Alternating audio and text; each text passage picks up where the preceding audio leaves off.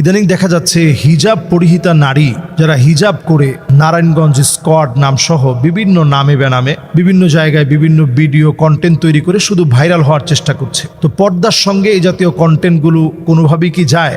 আসলে পর্দার সঙ্গে এই সমস্ত কন্টেন্ট যেগুলো আমরা দেখি, এই ইদানিং অল্প এই কিছুদিন ধরে এটা আমার খুব বেশি নজরে পড়ছে।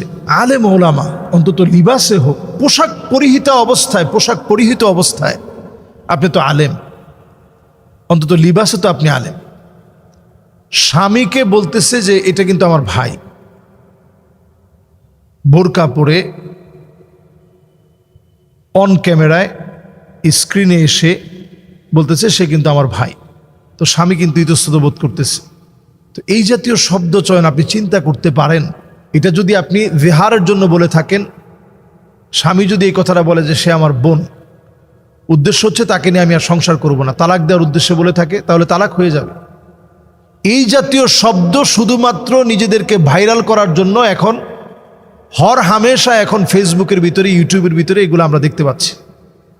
নতুন করে দেখলাম যে একটা গ্রুপ নারায়ণগঞ্জ স্কোয়াড নাম দিয়ে তারা এখন বেশ বেপরোয়া হয়ে গেছে।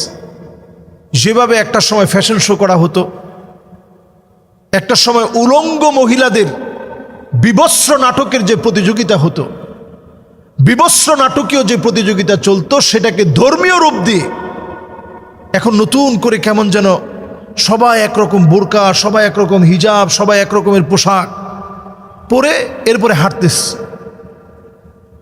এবং এইটাকে আমরা মনে করতেছি যে বিশাল একটা ট্রেডিশন হয়ে গেছে। অচিরেই তাদেরকে উকিল নোটিশ দেওয়া হয়েছে, তাদের ব্যাপারে উকিল নোটিশ দিয়ে অচিরেই সিদ্ধান্ত গ্রহণের, পূর্ণ সিদ্ধান্তে যাওয়ার সব কার্যক্রম বাস্তবায়ন করা হচ্ছে। এবং এটা সময় লাগবে না, এটা অচিরেই ইনশাআল্লাহ উকিল নোটিশ যেটা করা হয়েছে তাদের ব্যাপারে, এটা শুধু এক জায়গা থেকে না, আমি বলবো যে সকল মহল থেকে এটা নিয়ে প্রতিবাদ হওয়া উচিত। আপনি যখনই হিজাব পরবেন, আপনি যখন বোরকা পরবেন, আপনি এটাকে বড় সম্মানের পোশাক বলে মনে করেন। ওয়ামান ইউআযযিম শাআইরাল্লাহ ফাইন্নাহা মিন তাকওয়াল কুলুব। আপনি মনে করেন যে পোশাকটা আমি পরেছি এটা আমার ইসলামের একটা শিআর, একটা নিদর্শন। ওয়ামান ইউআযযিম শাআইরাল্লাহ, আল্লাহর এই নিদর্শন কেউ যদি সম্মান করে, ওয়ামান ইউআযযিম শাআইরাল্লাহ ফাইন্নাহা মিন তাকওয়াল কুলুব, অন্তরে আল্লাহর ভয় আছে, এটা প্রমাণ করবে আপনার এই পোশাক। আপনার পর্দাটা যখন আপনি করবেন, এই পর্দাটা প্রমাণ করবে আপনি আল্লাহকে কতটুকুন ভয় করেন। এটা কোনো ফ্যাশন শোর জন্য আপনি পর্দা করতে পারবেন না।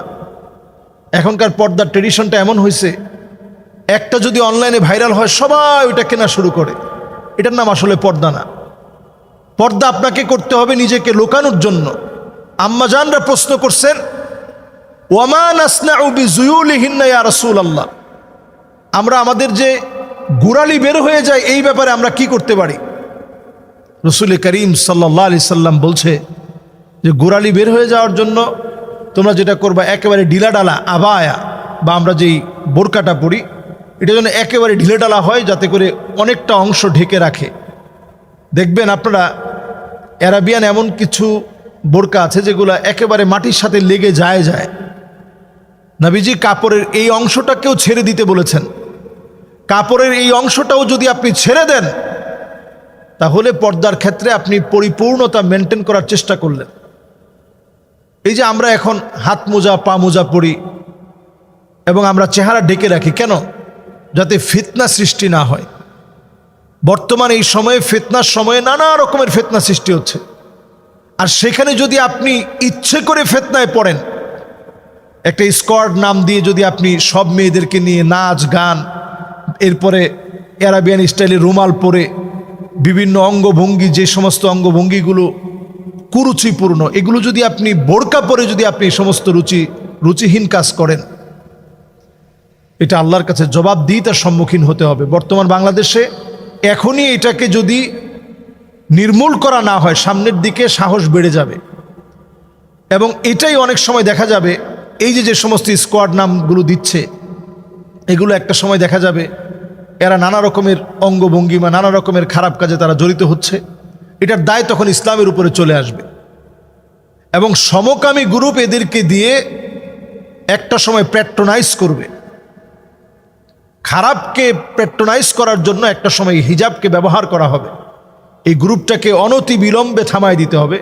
আমরা দেখেছি অনেকগুলো নিউজ পোর্টালও এটা নিয়ে নিউজ করেছে, অনেকগুলো ভিডিও হয়েছে এবং তাদের ব্যাপারে আইনি নোটিশ হয়েছে।